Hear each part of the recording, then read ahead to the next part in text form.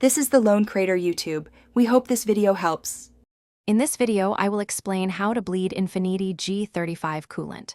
First, gather your essential tools, including a spill-free funnel and a 5-gallon bucket.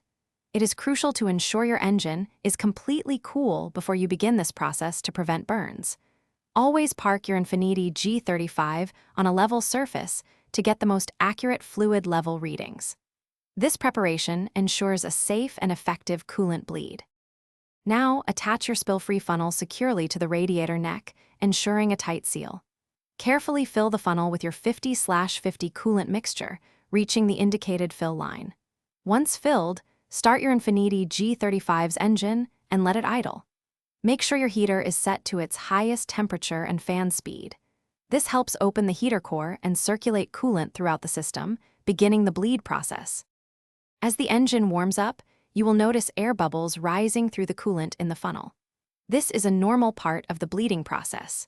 Gently squeeze the upper and lower radiator hoses several times to help dislodge any stubborn air pockets trapped within the system.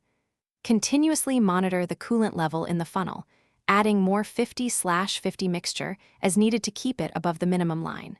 This ensures no air is drawn back in. Continue running the engine until the cooling fans cycle on and off at least 2 times, indicating the thermostat has fully opened and closed.